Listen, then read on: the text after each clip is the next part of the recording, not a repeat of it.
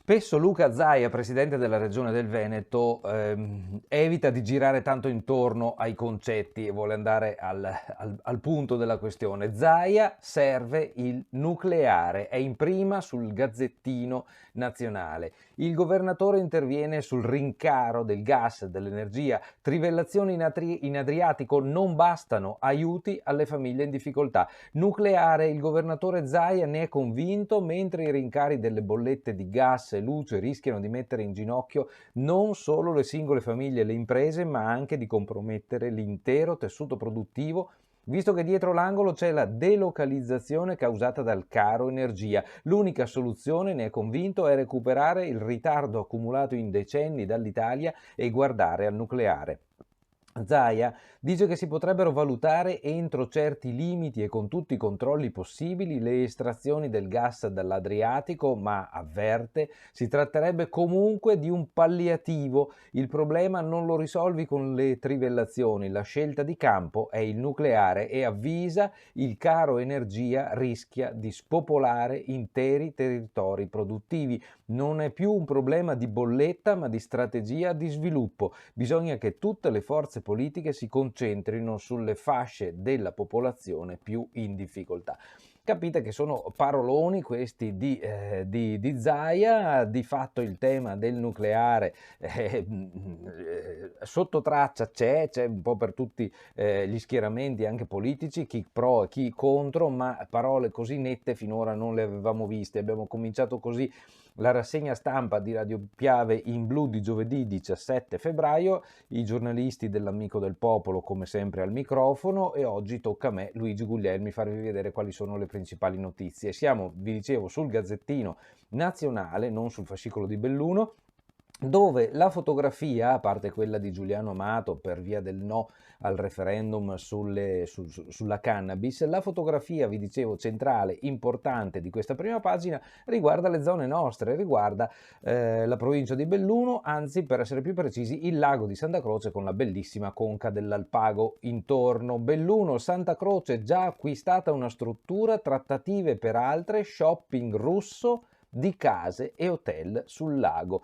Un hotel sul lago di Santa Croce è stato acquistato da investitori russi. Approfondisce a pagina 13 Lauredana Marsiglia, e noi andiamo a vedere qualcosa di questo approfondimento. Vi faccio presente che oggi i giornali sono veramente ricchi di tante notizie. Staremo soprattutto sul Gazzettino. Io come sempre vi consiglio di andare ad acquistarli i giornali, Gazzettino, Corriere delle Alpi, ma anche il nostro, l'Amico del Popolo, mi raccomando, perché oggi in particolare insomma ci trovate parecchie cose interessanti. Allora, shopping russo sul lago, pagina 13 del Gazzettino nazionale, siamo non sul locale, incetta di case e alberghi. Ve lo sottolineo che si tratta del Gazzettino nazionale perché diciamo che si ritiene, la redazione ha ritenuto che questa sia una notizia non solo di interesse locale nostro provinciale, ma anche di tutto il Triveneto, che è il bacino di maggior acquisto insomma del Gazzettino. Questa cosa ci fa anche un sacco di pubblicità, cioè il fatto di veder scritto sul Gazzettino nazionale che il lago di Santa Croce, che l'Alpago di conseguenza è un territorio bellissimo che merita anche un pensiero per farci un investimento, beh insomma sono cose importanti per tutti noi. No? Allora, forti interessi sull'area di Santa Croce nel Bellunese, da anni in attesa di rilancio. Il comune conferma, è in atto una grossa operazione immobiliare, il confronto è aperto. Si parla del comune di Alpago, il comune unico, no? Fare di Santa Croce del Lago una sorta di porto piccolo. La mega struttura turistica di Sistiana, Trieste, realizzata da investitori russi, è diventata in poco tempo una meta estremamente esclusiva. Lo shopping da parte di una cordata italo-russa è iniziato ormai da mesi sulle rive del lago dell'Alpago, dove da anni si tenta di far decollare un turismo stanziale diverso dal domenicale mordi e fuggi che ben poco lascia sul territorio. La società, di cui ancora non si conosce il nome, ha già acquistato diversi terreni attorno al lago e anche l'Hotel Nuovo. In ballo anche lo storico Hotel Bolognese, che si trova a poche decine di metri dall'Hotel Nuovo, nella frazione di Santa Croce del Lago. Allora, le due fotografie Nelle due fotografie, amici della radio, ve le racconto, c'è appunto l'hotel nuovo, che è questo bianco che vedete, lo dico agli amici che ci seguono sui nostri social, e poi c'è l'hotel bolognese. Allora, qui si capisce sì e no che cos'è l'hotel bolognese, ma vi mostro qui con la manina del mouse, qui dove ci sono queste panche all'esterno, c'è un grande parcheggio e una vista mozzafiato, perché dai margini del parcheggio proprio si vede giù tutto il lago e tutta la conca dell'Alpago. È bellissimo l'hotel bolognese, la collocazione dell'hotel bolognese. Incredibile che sia stato chiuso per tutti questi anni. Diciamo che tutta questa zona è rimasta tagliata fuori dal mondo, dai flussi turistici, quando è aperta l'autostrada. Però è anche vero che l'autostrada ha dato a questi luoghi una tranquillità, una pace che sarebbe veramente ora di valorizzare. L'accordo, dice l'articolo, non sarebbe ancora stato perfezionato, ma il passaggio sembra ormai imminente, anche perché il bolognese gode di una posizione strategica con vista mozzafiato su tutto il lago e sull'intera conca alpagota. Le voci di una vendita dello storico locale sono alimentate dalla chiusura del locale avvenuta l'11 gennaio con riapertura prevista per il 4 aprile, ma molti sarebbero i contatti con privati per acquistare non solo terreni, ma anche immobili, trattative private che sfuggono al controllo dell'amministrazione comunale di Alpago, ma la conferma che è in atto una grande operazione immobiliare arriva anche dall'assessore al turismo Riccardo Sitran. Prima di Natale, spiega Sitran, abbiamo avuto contatti con questa società. Sono venuti a chiedere informazioni soprattutto sotto il profilo urbanistico, ma anche su possibili acquisti di immobili. Ci hanno chiesto diverse informazioni alle quali stiamo cercando di dare risposta. Non abbiamo tuttavia parlato di progetti e credo che sia ancora presto per farlo, anche se i nuovi investitori non si sono presentati in comune con planimetrie dettagliate della cittadella turistica che vogliono realizzare. È stato chiaro a tutti che si tratta di una svolta. Il lago di Santa Croce può tornare agli antichi fasti quando era una meta turistica ambita prima che l'autostrada lo tagliasse fuori, come vi dicevo io prima, dagli itinerari principali, anzi potrebbe anche superare quegli antichi splendori. Certo, perché adesso non è più su una strada, ma questi hotel sono in un borgo bellissimo con delle prospettive dal punto di vista naturalistico anche molto importanti. Allora, su questo articolo, di cui vi ho letto solo una parte, ci fermiamo qui. Su questo l'articolo a firma di Lauredana Marsiglia. Se volete saperne di più lo trovate a pagina 13, ripeto, del Gazzettino Nazionale, molto molto interessante. Allora vi faccio vedere cosa c'è invece nella prima pagina del Gazzettino locale, dove comunque il titolo è su questo, il titolo di apertura: i russi portano i milioni, Santa Croce rinasce. E vabbè, vi leggo anche qui il lancio, così completiamo il discorso. Qui è trattato in chiave più bellunese il lancio, però il rimando poi a quella pagina che vi ho letto prima.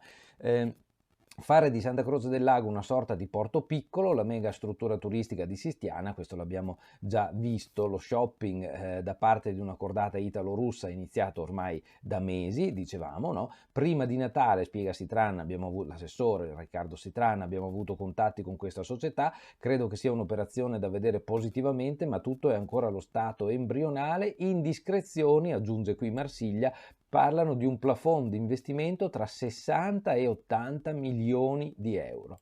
Bellissimo. Allora, bellissimo se questa cosa avrà delle ricadute anche per noi, bisogna controllarle bene queste cose, però è bellissimo che nasca un interesse così forte per una parte della nostra provincia, bellissima ma abbandonata. Quante zone abbiamo, domando, in provincia di Belluno che meriterebbero una sorte simile, cioè di riscoperta e valorizzazione? Io credo tantissime, non credo che noi bellunesi da soli possiamo farcela con le nostre risorse, però anche senza guardare alla Russia, nel Veneto ci sono tanti di quei capitali che, guardando appunto anche ai cambiamenti climatici, alla possibilità adesso che si scopra un turismo più lento, più a misura d'uomo, beh, insomma, la provincia di Belluno dovrebbe avere delle carte importantissime da giocare.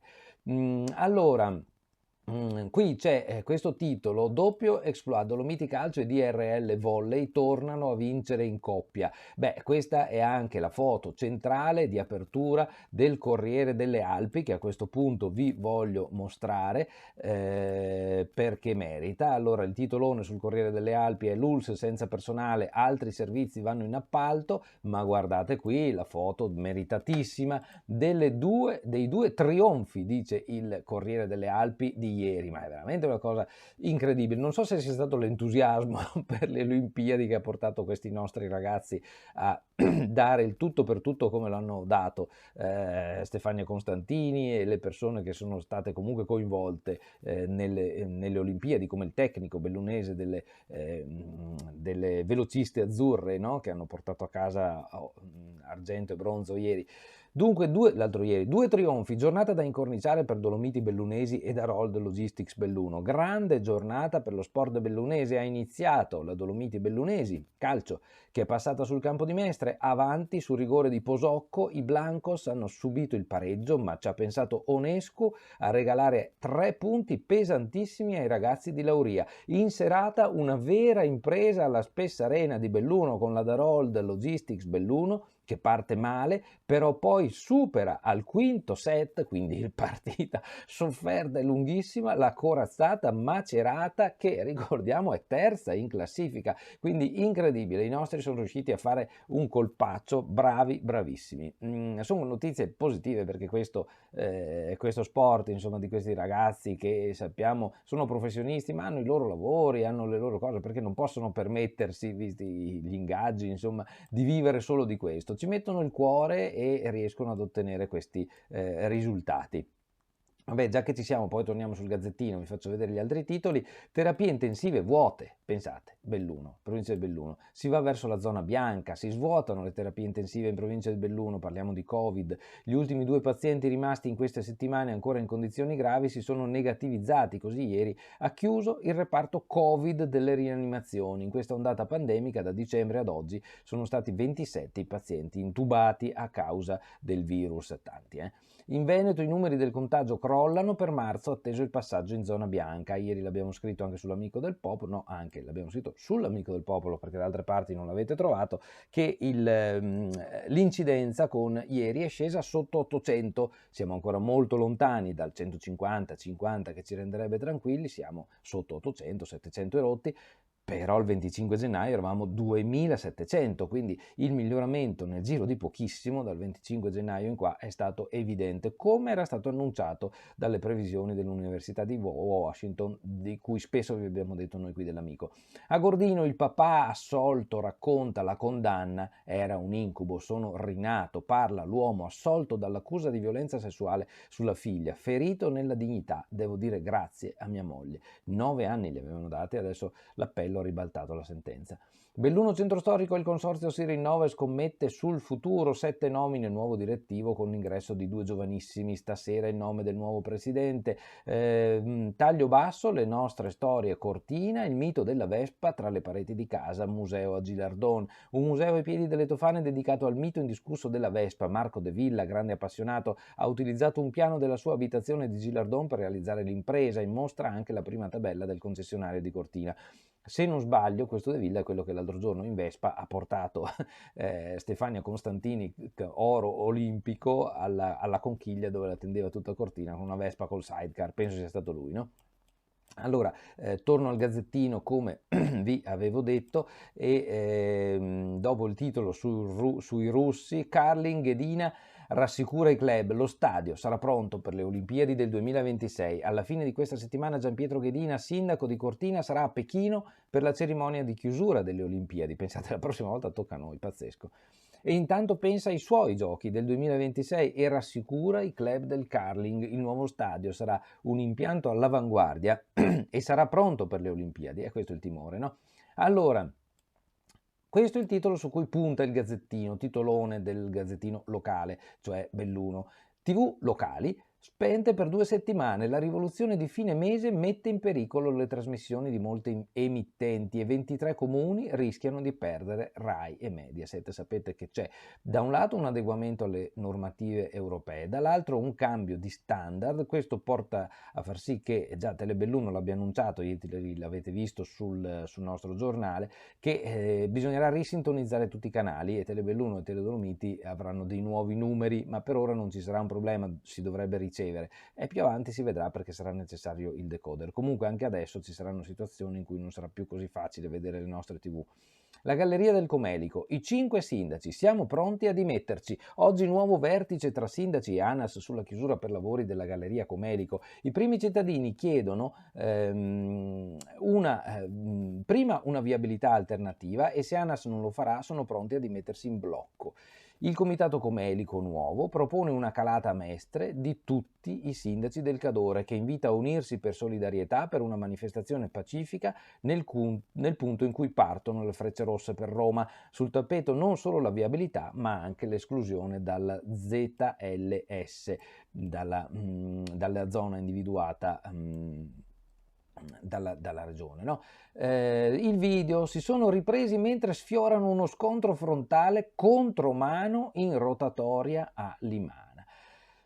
Insomma, io direi disgraziati, qua. Insomma, ci vogliono anche le parole forti ogni tanto. Feltre, ladri in canonica durante la messa, entrano in canonica mentre il parroco sta celebrando la messa nell'adiacente chiesa di Quero e rubano i soldi che i fedeli hanno donato durante le celebrazioni. È quanto accaduto nel fine settimana, sabato 12 febbraio, quando i ladri sono fuggiti con 2000 euro delle offerte per le intenzioni delle messe, un colpo che ha lasciato la comunità di Quero Vas informata dal parroco nella funzione di domenica, basita e amareggiata. Taglio basso, esuberi alla CC. Berton assicura un posto per tutti. Questa è importante, non abbiamo tempo di andare a vedere, è l'approfondimento di pagina 2 e 3 del Gazzettino. Belluno, annullato il testamento del clochard milionario, il medico perde l'eredità. Dopo quasi 10 anni il patrimonio dell'eccentrico povero ricco Guido Ricci, discendenti di Ricci, i pittori, sta per andare ai legittimi eredi. C'è stata una sentenza tranchant, dice Bonetti, e fatto sta che questo ha tagliato fuori completamente Maurizio Guglielmo, il medico che aveva tentato di intestarsi i beni di quest'uomo, che così lo rivediamo in fotografia anche con simpatia, lo si vedeva sempre in giro per Belluno con quel cappotto. Mamma mia, che vicende. Allora, con ACC 250 a casa, con noi soluzione immediata per 150, dice Fagioli, che è un modo anche per difendersi rispetto alle critiche comunque che vengono sollevate sul fatto che non si riesca a salvare tutti, ma ci si mettono gli industriali a garantire un posto. Patrimonio Ricci agli eredi, Guglielmo stangato. Il medico appunto nella fotografia è sulla destra, sulla sinistra Ricci che mangia un tramezzino e scommetto che l'avrà scroccato da qualche parte perché era un fenomeno. Lui si infilava sempre dappertutto pur di risparmiare, pur di non spendere soldi, lui che era incredibilmente milionario, lo si è capito dopo. De Pellegrini si presenta come candidato sindaco per il centrodestra e Fratelli d'Italia tende la mano. Venerdì l'incontro con la stampa al centro Giovanni XXIII. Subito con lui le liste civiche, intesa già in tasca con la Lega. De Carlo, Fratelli d'Italia, i veti al nostro ingresso sarebbero deleteri in una città governata da anni dal centro-sinistra. Su Feltre, rifiuti, svolta col PNRR, porta a porta elettori digitali, ladri in canonica durante la messa, l'abbiamo detto, contromano in rotatoria, scontro sfiorato, 2 uomini a bordo di un mezzo da lavoro compiono la bravata, si filmano e fanno girare il video che poi li incastra, risate, bestemmie e insulti all'automobilista che precede. Il sindaco non è la prima volta, ma le riprese sono una novità incredibile. Rivoluzione TV, rischio spegnimento, lo trovate a pagina 11, stadio del curling all'avanguardia, pronto per i giochi, anche questo, e poi sport, DRL, la rimonta più bella, Macerata, terza forza del campionato, costretta a inchinarsi a un Belluno, parliamo di pallavolo, che ora sogna i play-off. Dopo il primo set sembrava non esserci storia, alla fine del quinto fa festa solo la Spessa Arena e non certo gli ospiti di Macerata. E poi Dolomiti Bellunesi, prima gioia del 2022, arriva a Mestre, da Mestre appunto dove è stata disputata la partita. Amici, mi fermo qui, grazie a tutti per l'attenzione, buon giovedì 17 febbraio da Luigi Guglielmi, passate una buona giornata, ciao a tutti.